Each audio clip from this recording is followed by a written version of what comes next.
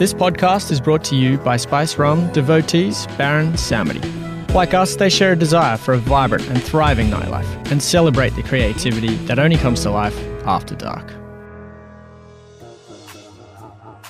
The presets came from this sort of stupid and impossible idea that we would start a band and only use the preset sounds on like really cheap Casio keyboards, you know, like even your grandma's organ with the bossa nova beat and that kind of thing. We wanted to make music with your grandma's organ. Hey, you're listening to the Stoney Roads podcast. I'm Andrew Cotman. On the day we recorded this interview with the presets, a 5-minute hurricane hit the Sydney studio we were recording in. That disappeared just as quickly as it happened. What the fuck's going on outside? Big old storm just hitting out the window. It is nuts. Huge outside. Storm outside. Looks like Cyclone Sound Tracy. It was a beautiful sunny day, and all of a sudden it is like a cyclone outside. That's full on. It's reminiscent of the whirlwind impact the presets made on the Australian electronic music scene back in their early days. Except they've managed to stick it out for almost 2 decades to become one of Australia's most legendary electronic names. Hi, this is Kim. And this is Jules, and we are The Presets. As new eras of electronic music waved in and out of style, their latest record, High Vis, sounds both of the moment and still distinctly the presets. A style that was born in the early 2000s. First show ever was at Bang Gang, right? Yeah, it was. I think it was good. I don't know what we were thinking. I mean, I watched a video of it recently because my brother actually camcorded it, and it's funny, man. I don't know if you've seen any of that old footage, but it's like I'd hardly recognize us. It was weird. It was like the era of like the Rapture and Interpol and mixed with Electro Clash, and I think I was wearing a leather jacket. Yeah. You know, and had a huge long fringe. Sounds on point. Okay, so it was kind of the time. I was very animated in my dance moves, and yelping a lot. Yeah, it was a funny old thing. But it was a vibe. I wasn't sure what people liked about it. I don't know what I liked about it watching it. Yeah, well, that's good. I think it'd be really weird if you really loved it. In Europe, artists like Daft Punk, Justice and more put electronic music on the map.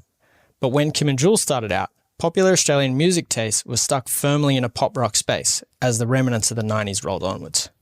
Think Wolfmother, Jet and Silverchair. The presets came out of a band called Prop, a mishmash of semi-professional musicians from their university, the Conservatorium of Music. It was Kim and Jules, a classical percussionist, a session drummer, and a bass player who's now in Boy and Bear. It was like quite an extravagant band to be in. We had vibrophones and marimbas, and it was really hard to tour, and it sounded like elevator music, let's be honest. It was like kind of post-rock meets space techno, done with marimbas and xylophones and synths and like space jazz. It was kind of like science documentary music. Yeah. After prop rehearsals, Kim and Jules would stay behind, mucking around on synths and drums. You know, Julian and myself would kind of make this really fun and immediate kind of music that was sort of electro-inspired, with me on the drums and him on a synth. And it was something about it that was almost the opposite of prop. And I guess... Let's make something dumb. Let's just use the presets. The presets, not the band name, but the actual preloaded sounds that come with synths when you buy them, provide a great place to start. And then, of course, the first song we made, we probably ended up editing sounds and making our own sounds, and we didn't really stick true to it. Their first proper practice as the presets followed the same format as the ones before it, kicking around after a prop rehearsal. Except this session would lead to a chain of events that would change the landscape of the Australian music scene forever. I was at your place in Erskineville, and we'd had a proper... I'd just been evicted. Yeah, that's right. And he was getting evicted, him and his friends who were living there. And we were in the studio, in his lounge room, and we'd just finished a prop rehearsal, this other band, and then the other guys went home. And then Kim got on the drums and we had a bit of a jam, and I'd play this dumb synth part, bah, bah, bah, bah, and Kim would play this rock beat. And we've made this tune we kind of liked, and we called it Eviction. And which became Let's Go. That's right. Yeah. That's right. Which is on Blow Up. Yeah, that's right. And you can pre-order the vinyl. The vinyl's out now. The vinyl is out now, and it's the perfect stocking filler. No, that's right. Yeah, we wrote that song, and that became the first song on our demo, which got us signed and we released it. Yeah, crazy. Yeah, that was the first rehearsal. Sick. But luckily, there were no hard feelings when Kim and Jules decided to segue their post-rehearsal synth jams into their own project. Everyone in the band was like semi-professional musicians in their own right anyway. Like one of the dude was a classical percussionist. The other guy was like a session drummer. Dave Symes, who's in Boy and Bear now, was a bass player around town. So even just to get like a rehearsal together took forever because everyone goes, oh, maybe I can squeeze in 2 hours on Sunday 3 weeks from now. So no one was salty that we were doing our own thing. We were the only ones who didn't have regular gigs. Yeah, we were probably the worst musicians in the band. With the wildest imaginations. Yeah, but the visionaries.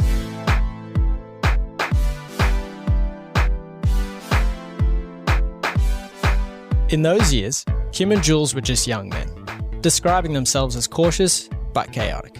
They ran around the Sydney streets looking for some fun.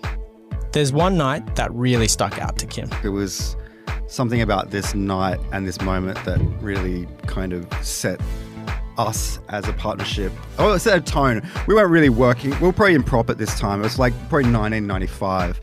And we went to the Balmain Festival one afternoon when it was on. And we all hung out and we listened to some music. And then at that point in time, they were constructing the Anzac Bridge. And so we were like going to go over to the Anzac Bridge and see if we could just like walk on the construction and whatever. And we got there and we sort of started sniffing around. We got into trouble by a security guard. That's right. And they sort of told us, it was like maybe 5 of us. That's right. And they told us, you know, they took our ID and I could see that I was not from around there. They're like, what are you doing here? I'm like, I thought that was really weird. That you can't come out of your zone and go climb on a bridge. Go climb on a bridge that's under construction. So it kind of left a bad taste in my mouth. And then the following Wednesday night after that Sunday, we would go to Mr. Goodbar up on Oxford Street. Is it still there? Or Goodbar? I think Just called Goodbar. Goodbar. Every Wednesday night they'd have a cool party there called Clan Analog or Warm Up. I can't remember when it transitioned from one to the other. And then I went to that, and then Julian came and he's like, let's go, let's do it. Let's do the Anzac Bridge, just the two of us. And so we got in his Ford Laser and we drove down there. And we climbed it. And we got onto the bridge and we went like all the way up through the inside of one of the pylons. I think the one that's like closest to Balmain. There's big towers at the end of it. If you don't live in Sydney, there's big towers at the end of each bridge. Yeah.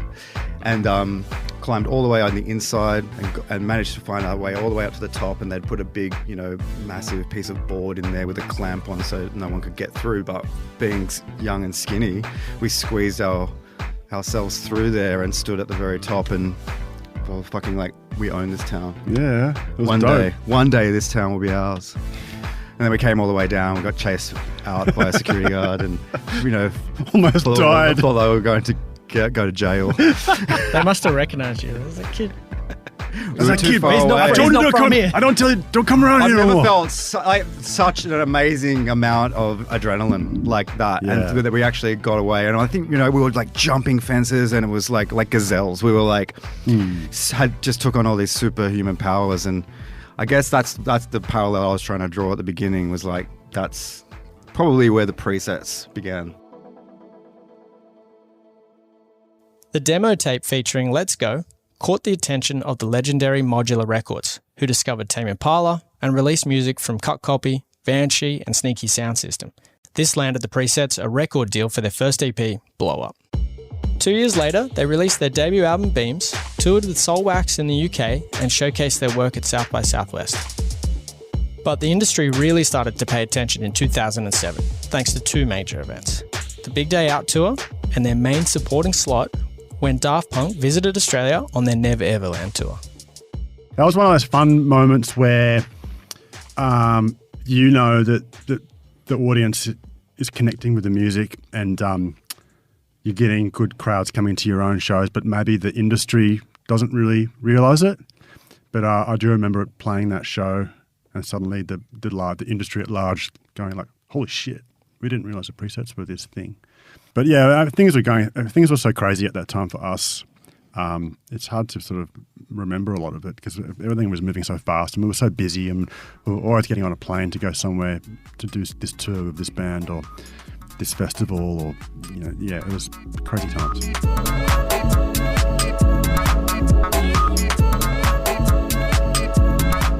A lot happened in the years that followed. Way too much to detail here. Essentially, the presets cemented themselves as one of Australia's most legendary electronic success stories. They released another album, Apocalypso, featuring tracks My People and Talk Like That. The word hit doesn't even begin to describe their commercial success. My People debuted at #1 on the ARIA charts and stayed in the top 50 for over a year. Oh, obviously My People would be the one with the most, it's the presets sort of, it's the song that kind of did it all for us. It really broke us in a big way. So that's sort of important in that way. It kind of got started loosely one night in my studio when I found a cool bass sound that I liked and recorded this really silly part. And I can think back in those days, we would record just dumb riffs and kind of stick with them. I think there's a lot to be said for that. If you find a riff, just kind of stick with it. I think these days we'd probably endlessly produce it and change it. But fun, big, dumb riff. And then, a lot of work between Kim and I, editing and rearranging and reproducing and reprogramming and building around it. But the riff itself never really kind of changed. While on the road in Europe in 2007, the guys were also writing and recording their breakout album, Apocalypso. In the years leading up to this, Australia was also making headlines internationally when Prime Minister John Howard brought forth his solution to the boat people problem. Essentially, shipping asylum seekers off to the newly established Nauru and Manus Island detention centres. It was the beginning of a long era of offshore processing that has continued on to this day. Kim and Jules heard the topic get brought up so frequently by their European mates, they knew they had to say something. I sort of felt like it would be cool if, as a band, we could kind of just go on record to sort of say, hey, we're from Australia and there's some shitty political policies, but we don't agree with it. And here, we're going on record to say that. So we literally made a record sort of saying that. And, ended up being a bit of a smash hit song. And before we heard this from the guys' mouths, we didn't even see the link ourselves. My People has so much going on, they almost tune out the pretty clearly political lyrics, but it looks like the distraction was intentional. But I think one of the big positives about the song is that it is a topic that you really cared about and that was really upsetting, and it kind of fed into the spirit of the track being ferocious, and that energy is palpable, and it's not so much about the intellectual idea or whatever. It's about the fact that he gives a fuck, and it comes across, and it marries itself really well with the sounds and the intention. So it's kind of like that's the magic part of it to me. It's not necessarily about this is about this. It's about these things coming together and creating chemistry, strong, potent chemistry. Something that I've learned over the years, and Kim's helped me sort of understand too, is that, you can think whatever you want to think when you make a song or when you write a lyric, but Kim might think a different thing about what they mean, and 100 fans might think 100 different things about it. And, the relationship with the song that I have is not so important, or the relationship that Kim has with it is not so important. Well, it is, but what's really important is the relationship that the listener has with the music. That's where the real magic kind of happens. And the other thing is, I didn't want to ram political ideas down people's throats. We're not like Rage Against the Machine or, who are an awesome band. We still wanted to make a party track. So, I don't know, hopefully it was disguised enough to be sitting in there but not rammed down people's throats. After their 2012 LP Pacifica, they kept releasing singles, touring festivals and working away in the public eye. They were so busy, it took them almost 6 years to release their next album. Between albums for us, it's almost harder. Like when we put out an album, we're just playing the show and we're touring a lot, and we're playing shows, but playing an hour of music a night of songs you've already made and playing the songs It's kind of easy. It's the fun bit. Yeah. And then running around doing interviews, talking about music that you've made, that's kind of easy too. But then actually going and making new music, that's just, it's awesome fun and awesome work and a great job, but it's really hard work. Because of the magnitude of tracks like My People, Kim and Jules noticed the pressure of public expectations, something not even the presets are immune to. We were just trying to make something that we really were proud of, you know? Sometimes these things just don't come naturally or easily for whatever reason. We have a legacy and we have an idea of what we are, you know, a shared idea of what the presets means, and we know what people generally want from us. And a lot of it is, you know, self-inflicted as well. We've put a lot of expectations on ourselves because of past success. It's just unavoidable. Like, it can be really stressful, like pulling something out of thin air and then getting really attached to these things and trying to see them through and then watching them kind of fall along the wayside. And, you know, there's a lot of emotional ups and downs in the creative aspect of making a record. We're older guys who produce the music ourselves. We're the musical directors. We haven't got someone sort of doing it for us. No one's writing the songs for us. We carry in our heads, and often we can carry them for 2 or 3 years. And it is a lot of sort of emotional, intellectual sort of weight and gravity. The analogy I often use is like you're flying this big jumbo jet and it's kind of falling apart and crumbling at times, and then sometimes it's soaring. But you have to wonder, you know, are we going to land this plane, you know? And then when you finally do, it's always a relief. It landed. Kim and Jules finally whipped out their much-anticipated return, 2019's High Vis. Surprisingly, it was the first time they'd been in the same studio working on the music together whilst writing an album. Strange, huh? It doesn't take 2 people to make a beat, you know? Like, for the first time, probably we were probably in the studio together for most of the time, which was great in some ways and difficult in other ways. I think now our studios and our production skills and where we're at in our career means that we can probably get more out of it if we just are flying our own ships a lot of the time, and then really bringing the tracks or the ideas up to a certain level and then combining ideas rather than sort of sitting there. I don't know if there's a right or a wrong way to make a record, but the methods we've used over the years, they've always been different and they've always resulted in a certain album, you know, and they're all kind of okay. Yeah, so no, totally. It works. With the release came a return to the spotlight that they knew pretty well by then, except now the internet and all its trolls came along for the ride. The guys don't think they would have had such a huge reaction to their political opinions back in the 90s. But they don't think it's because people are particularly more sensitive. It's just now everyone has a place where they can say their piece. The internet's become this, obviously, you know, studying the obvious, but it's become a bit of a sounding board for a lot of unthought through ideas and, you know, Reactions. Yeah, reactionary, and not even things that people necessarily believe. Yeah, they're just trying to get a rise. And it's the great democratization of sort of publishing. Everyone's got a voice now, and, you know, is that good? Does everyone really need to be amplified? I can think of a lot of people that I know in real life that shouldn't have amplification. The other day, I put a post on Instagram because there was the bushfires and there was going to be a total fire ban the next day. So, of course, I put it on Instagram, better not play any presets music tomorrow.